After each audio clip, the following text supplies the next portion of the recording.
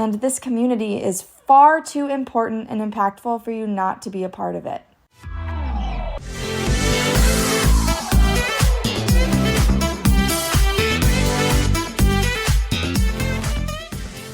Hello, and welcome to the Not Your Type podcast, aimed to uplift and empower everyone in the diabetic community, from supporters to professionals, and of course, those living with it. Hello, and welcome back to another episode of the Not Your Type podcast for 2023. And if you didn't know, it is Type 1 Tuesday. If you recall from my last episode, I mentioned that I will have a posting schedule to hold myself more accountable for consistent podcast releases. Well, I'm bringing back a series I had on my social media accounts called Type 1 Tuesday, where every week I'll be sharing diabetes-related content, with every other week being a new podcast episode. So that means on the off weeks when I'm not sharing a new episode for you, I'll be posting educational information, some of my advocacy work, and other highlights related to my diabetes work on my social media. So make sure you follow my Instagram at Miss Polk County 2023. Polk is Polk. And follow along to see various aspects of my diabetes and my Miss Iowa journey. All that being said, I try to be really involved and take initiative when it comes to diabetes advocacy and education. I mean, that's why I started this podcast, after all. And I actually have some really exciting news. I was chosen to be on the Advocates in Action Council for the National Juvenile Diabetes Research Foundation. I'm so excited. I applied way back in, I think, October when the application first opened, and I found out a few weeks ago. And we have our first meeting in a few days by the time this is posted. And I'm just so excited. To say I have this national partnership with the organization that has been with me literally since day one just makes 11-year-old me so proud and happy, and it just warms my heart to no end. So I'm excited to share what exactly we'll do. It's the first ever Advocates in Action Council selected, and I'm just so excited to get started and see the impact we'll have with legislators. And for me, I really want to focus on educational advocacy, especially as a teacher. So I'm excited to see what we can continue to advance in this program, and I'll keep you updated on the work that we do. Now, even though I try to do as much work as possible, all of that did not happen all at once or overnight. For many, being diagnosed is overwhelming enough, but getting involved in a new community with service work can be an added pressure that they don't even know how to access. If I didn't have the impeccable care team at the University of Iowa who provided me with the necessary contact information and resources, there's no way I'd be nearly as involved as I am today. I started my fight to end diabetes the day after I was diagnosed, the second day in the hospital, but that's because I had people from JDRF and diabetes educators reach out to me. And I've really realized after hearing so many people's stories just how fortunate I am for having that. Getting started is often the hardest part. So today, I'm going to focus on a few ways that you can get involved to feel part of a community and ultimately better it. We're going to break it down into steps. So step number 1 is research. Whether you or a loved one are just diagnosed, or you meet someone that is somehow involved in the diabetes community and it gets you intrigued, a great way to start is by doing some digging. So start by learning more about diabetes in general, and specifically whatever type you're dealing with. So for example, if it's T1D, find specifics on that. If it's someone you love with type 2 diabetes, or you're pre-diabetic, or you were just diagnosed, find more information on how you'll live with it, on the ways you can advocate, and also just the ways that this disease will affect your daily life.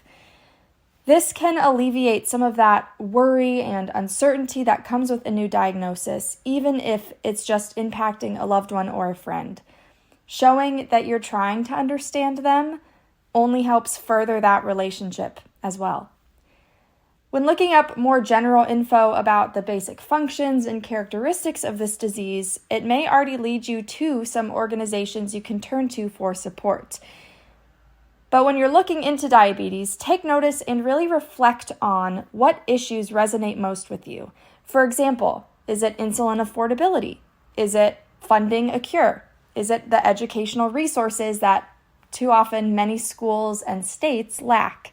Maybe it's all of those.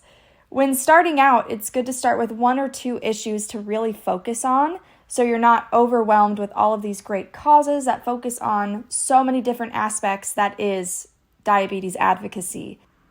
I'm someone who cares about all of those things, but I didn't start by tackling all of them by myself. From there, the next things to research are the diabetes support groups, the organizations, and the events. Seeing which groups have the type of support you need in that moment and what organizations focus on those specific issues you care about most is a great place to start. You can contact your local Juvenile Diabetes Research Foundation chapter. They primarily focus on fundraising towards research and a cure for type 1 diabetes.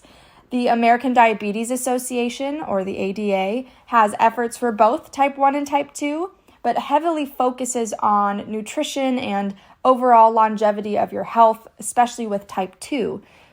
Beyond Type 1 is another great resource with lots of educational tools like school presentations, flyers, and 504 plans for educational advocacy and bringing it into the schools.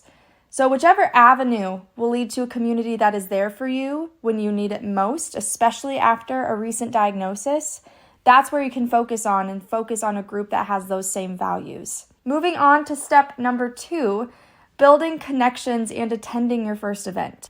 After looking into the organizations that fit your values most, that's when you reach out. See what events are happening near you or even what events are happening virtually. One positive that came out of COVID is we can all connect online and find ways to support each other all across the country or all across your state. Are there local chapters of these organizations in your area or nearby? Is it a regional chapter? You can start by sending messages on their social media or even emailing to ask more about that organization and find out when you can attend a meeting or maybe a social event that they are planning. If you're nervous about going alone, because I know I would be too, invite a friend or family member to go with you. Bringing more people into the diabetes community, whether they're diabetic or not, is always welcome and encouraged. I promise you that. If you feel like that group ends up not being a good fit, whether it's the people or maybe it's a lot to tackle all at once, see what other organizations you can get involved with and start over again. There's nothing wrong with finding the organization that best aligns with you and what you need in that moment. And this community is far too important and impactful for you not to be a part of it. Now, step 3 is to become a regular volunteer or member and seeking out those additional opportunities. Often, once you get involved and see what it's all about, people want to get involved and continue to stay involved because it is such an incredible mission. I know that's how I felt when I went to my first JDRF event in my local chapter, and I immediately knew this was a place for me. This was a place I felt welcome. I could connect with people who got me, and now I've just continued to give back. So once you find that right fit, start seeking out some regular opportunities like official membership, if that's an option, annual attendance to important events. So that could be annual walks or runs or bike rides or fundraisers. Maybe the galas are a good option as well. I know I've loved attending those. Anything where you could annually show your support, even if it's just once a year. Also becoming a regular volunteer at various events throughout the year. After I attended my first couple of meetings with JDRF, I started fulfilling volunteer roles and pitching in after seeing that impact that it has had on me. And after getting more comfortable with those tasks and that time commitment, I started to get involved with other organizations like the American Diabetes Association, like Beyond Type 1 and Touched by Type 1 and all of these other incredible organizations.